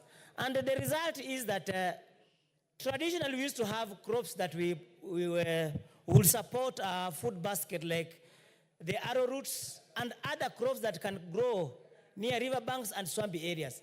But after the introduction of these eucalyptus trees, we have had a lot of effect in that we cannot have this particular, the production of this particular crop has drastically reduced, and as such, our people are suffering. For instance, in my constituency, Nambali constituency, we have had many people destroying the riverbanks and the swampy areas. We no longer have swampy areas where we can have crops grown during the drought season. And as a result, Mr. Speaker, I wish to support the amendment of the act so that we can regulate this particular crop being planted near the riverbanks. Let's have it controlled in that we can plant it in dry areas so that because of its resistance in drought, the tree can do well in areas where we're not doing agricultural production, so that the more viable land for agriculture can remain for food production. And Mr. Speaker, we know that the advantages, the disadvantages of this particular tree outweigh the advantages. Although science has shown that this particular tree can help, or they can help us have treatment on arthritis and other itchy diseases for the athletes. But when you look at even the wood produced from eucalyptus tree, it's not even a wood that is attractive even to our joinery people, because you find that it's a very hardy wood that cannot give us good furniture. So when we say that we MP for Suba North, are you in the house? Okay. Yes, I am, Mr. Speaker. Mr. Speaker, I wish to rise to support Honorable Irene Mayaka in this bill. Mr. Speaker, I want to say that really this is a very straightforward bill because it's about environmental conservation. I know that the eucalyptus plant has very many benefits because it grows very fast. And there are also very many commercial benefits to the plant. Nonetheless, if we plant it by the rivers or by the water, it has potential of drying up our rivers and denying our water sources. Mr. Speaker, we know that as a country, we are actually suffering very severely the impact of climate change. I think many of us, when we hear the issue of climate change, we think it is actually a very romantic notion, or we think it is an exported notion or a foreign notion. But Mr. Speaker, one of the things I've noticed, if you want to know at a very practical level, since I was born, it has always rained on my birthday. And that is why my middle name is Akoth, because I was born when it was raining. But the last 4 years, it does not rain on my birthday, Mr. Speaker. And not only that, it's usually a rainy period which begins around end of October through to November. If you observe, Mr. Speaker, it has actually been raining now from mid-November. It becomes very difficult even for farmers to know how to plant, and that is why we are even having challenges of food security. There are certain man-made effects of climate change, and this is one of the man-made impacts of climate change. Mr. Speaker, nobody is stopping us from planting eucalyptus plants, but we need to be guided where it is done so that we not only have the benefits, but we also think about sustainability, especially for our younger generations, that we bequeath to them a country that is food secure and a country where they will not be suffering from the consequences of different diseases that are related to environmental change. Mr. Speaker, I want to also indicate and congratulate Honorable Mayaka, Mr. Speaker, because we need to be focusing especially on our beneficial plants. And you'll discover, because she's looked at the climate impact especially, but I wish that we could bring many, many more plants that are of benefit to the country, especially from a medicinal perspective. Mr. Speaker, I thank Honorable Mayaka, and I want to congratulate you that you are fairly focused. Since you came to this house, you are doing an excellent job, and you have my full support. Thank you, and I support. Honorable Ngusia. Thank you, Mr. Speaker, for giving me this opportunity also to add my voice on this bill. And Mr. Speaker, from the onset, let me start by thanking my sister, Irene Mayaka. She has really surprised me since she joined this august house by the number of contributions and also many legislative proposals she has brought to this house, Mr. Speaker. Mr. Speaker, this is a very straightforward bill. Actually, it doesn't need a lot of debate, and she has been based in most of our legislative proposals based on the practical aspects, especially coming from Nyamira, where it is a wetland, Mr. Speaker. We all know eucalyptus tree has got commercial benefits. But Mr. Speaker, our concern here is environmental conservation. We are not really banning or rather stopping planting eucalyptus, but we are calling upon in this bill to plant this tree in the best area where we don't have a lot of issues of negative environmental impact, Mr. Speaker.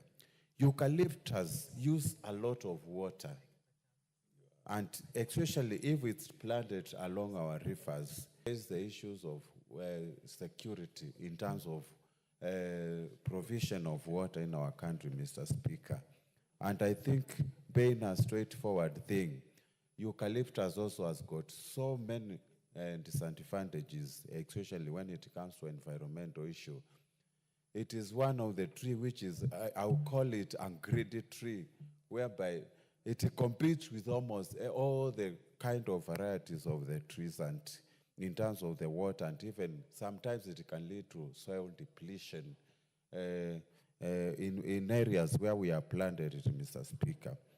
Mr. Speaker, I would just go by saying we need to support this amendment, and I'm calling upon the members actually to think on areas where we can plant eucalyptus for a commercial benefit. But along the rivers, let us introduce other varieties of trees that we can plant there, so that we can actually fight this issue of climate change. With those few remarks, Mr. Speaker, I support. Thank you. Excellent. Very well spent. MP for Kitutu Masaba. Clive. Thank you, Honorable. Followed by Buddy. Thank you, Honorable Speaker. I would like to take this opportunity also to thank Honorable Mayaka for bringing this very substantive amendment. Honorable Speaker, I do come from the county of Nyamira, where also Honorable Mayaka comes from, and I would like to state that the eucalyptus trees has become a menace. Honorable Speaker, while we grew up, Gusii lands had rivers and streams. That is not the case today, because of the number of eucalyptus trees that have been planted alongside these rivers. We no longer have rivers. We have a huge tree cover in the region, but wrong species. The eucalyptus trees, Honorable Speaker, cannot even allow grass to grow under it. Because of the commercialization of the tree, demand by the tea factories to use in their furnaces, it has even made our small-scale farmers to move doing more productive food crops and substituting that to trees, the eucalyptus trees. This even has affected the food security in the region. While we are not saying that we need a total ban of the eucalyptus trees, we are saying we need to have laws that guide on areas where it can be planted. And more so, we need to know, guidelines need to be set and laws need to be set to ensure that a certain distance from a riparian land, we should never have the eucalyptus trees. And because this bill also affects the county, we would like that the counties pick the implementation of it and enforce that this law is put into effect. Because while we have short-term gains commercially, the long-term consequences are severe. We'll also urge that factories that use the eucalyptus for their furnaces for alternative ways of energy, because this also contributes to the green gas emissions. Honorable Speaker, we support this bill in totality, and we hope that the respective ministries, once it's passed, move with speed and ensure that this tree is moved away from our waterways. Thank you, Honorable Speaker. Buddy. Asante sana Mheshimiwa Spika kwa kunipatia nafasi ya kuweza kuchangia. Kwanza Mheshimiwa Spika, Hili ni jambo zuri sana la usimamizi wa mazingira na utaratibu katika kushughulikia masuala magumu ya mazingira. Kwa hivyo Mheshimiwa Spika, nachukua fursa hii saizi kumuunga mkono na kumpongeza dada yetu Irene Mayaka kwa kuweza kuja na mswada wa aina namna hii. Na Mheshimiwa Spika, jambo kama hili katika kulifuatilizia ni muhimu sana kuwe na kitu inaitwa utawala wa ushirikiano. Yaani tuna collaborative governance, kwa sababu vile ambavyo imeweza kuzungumzwa jambo kama hili haliwezekani likaonekana linashughulikiwa na watu fulani peke yake. Ni muhimu county, serikali kuu yote kuangalia namna gani itaweza kulishughulikia jambo hili. Na mwisho pia zaidi, Mheshimiwa Spika, jambo kama hili ni kuangalia kuwe na kitu ambayo inaitwa mapito ya kijumla ya mfumo, yani kwa lugha ya Kiingereza inaitwa systematic mapping reviews, kuona kuwa ni muhimu sana mambo kama haya tuweza kuangalia miti haya inapandwa namna gani na mahali gani. Juu ya mmea wa eucalyptus tunaangalia, Mheshimiwa Spika, madhara yake makubwa sana ambayo yanafanyika ni kuona kuwa ikipandwa katika kando ya rivers ama kando ya mito, inakunywa maji sana na kuweza kukausha katika sehemu hizo. Kwa hivyo ni lazima tutafute mbinu mbadala, kwa sababu ndugu zetu hapa wamesema Kisii hivi sasa mmea huu umekuwa ni shida kubwa sana ambayo imeweza kuwapata watu wetu, na wengi ambao wako katika pembezoni za mito. Mheshimiwa Spika, mapendekezo yangu zaidi ni kuona kuwa tuweze kupanda mimea mbadala ambayo haitakuwa ikileta madhara, kwa sababu kando na kunyonya eucalyptus, huu mti pia unadhoofisha nguvu ya kuweza What's your point about the honorable? No, tandaza hakuna neno order badi. Order. Nidhamu badi. Thank you, Honorable Speaker. Is the Honorable Member in order to be contributing in Kiswahili and again combining it with English? I know it's against our standing order. I wanted to inform him that eucalyptus in Kiswahili is called